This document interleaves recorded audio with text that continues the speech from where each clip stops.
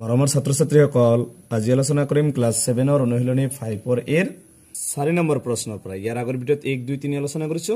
4 number প্ৰশ্ন দি আছে ত্ৰিভুজ PQR ৰ QR বাহুক S বিন্দুলৈ বঢ়াই দিয়া যদি কোণ P = 75 ডিগ্ৰী আৰু কোণ PRS = 130 ডিগ্ৰী তেন্তে QR ৰ মাপ উলিওৱা।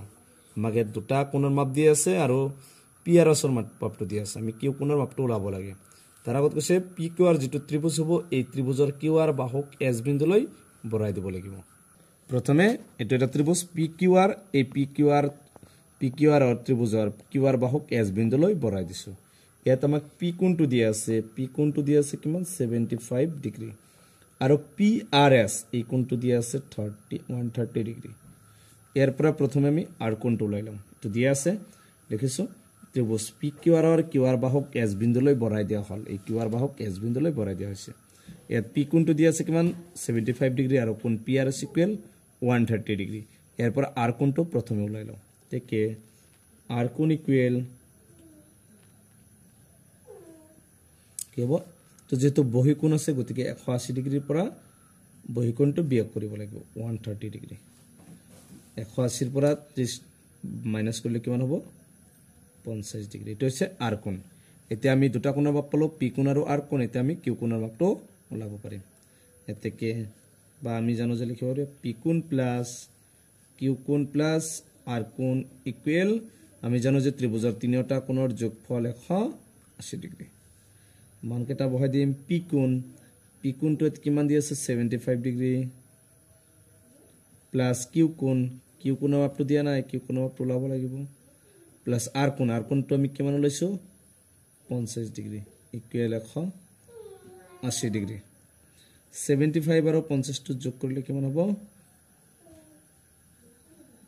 7 5 12 125 ডিগ্ৰী প্লাস Q কোণ ইকুৱেল 180 ডিগ্ৰী।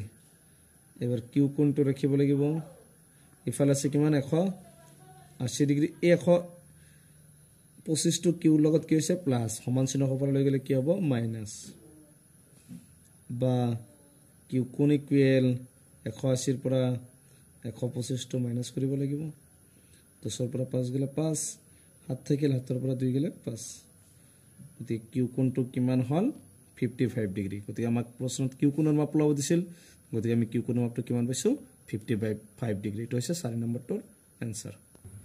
5 নম্বৰ প্ৰশ্নত কৈছে এটা ত্ৰিভুজৰ কোণ তিনিটাৰ মাপৰ অনুপাত দি আছে 1:2:3। ত্ৰিভুজটোৰ কোণ তিনিটাৰ মাপ ওলোৱা। তাৰমানে ত্ৰিভুজৰ কোণ তিনিটাৰ অনুপাত দি আছে। ইয়াৰ পৰা আমি ত্ৰিভুজৰ কোণ তিনিটাৰ মাপ ওলাব লাগে। প্ৰথমে আমি ধৰিলাম ধৰা হল এটা ত্ৰিভুজৰ কোণ তিনিটাৰ মাপৰ যোগ। এটা ত্ৰিভুজৰ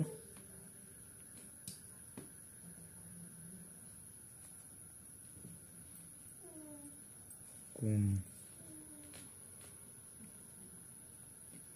তিনিটাৰ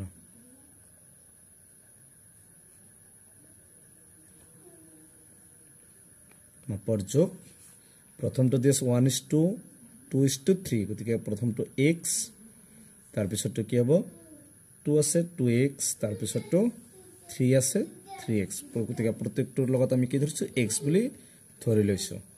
এতিয়া আমাক ত্ৰিভুজৰ তিনিটা কোণৰ যোগফল ওলাব লাগে তিনিটা কোণৰ মাপ ওলাব লাগে। গতিকে আমি লিখিম আমি জানো যে লিখিব পাৰিবা গতিকে আমি জানো যে ত্ৰিভুজৰ তিনিটা কোণৰ যোগফল সমান 180 ডিগ্ৰী। ত্ৰিভুজৰ তিনিটা কোণ প্ৰথম কোণটো x দ্বিতীয় কোণটো 2x তৃতীয় কোণটো 3x ইকুৱেল কিমান 180 ডিগ্ৰী।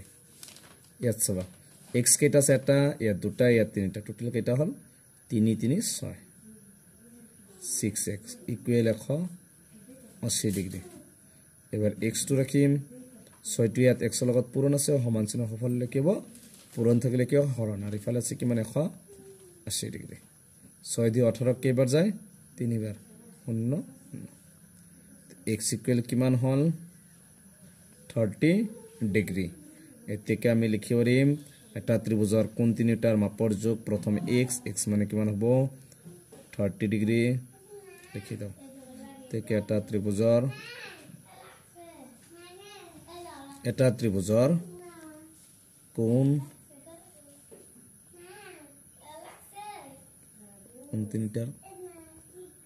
কোণ তিনিটাৰ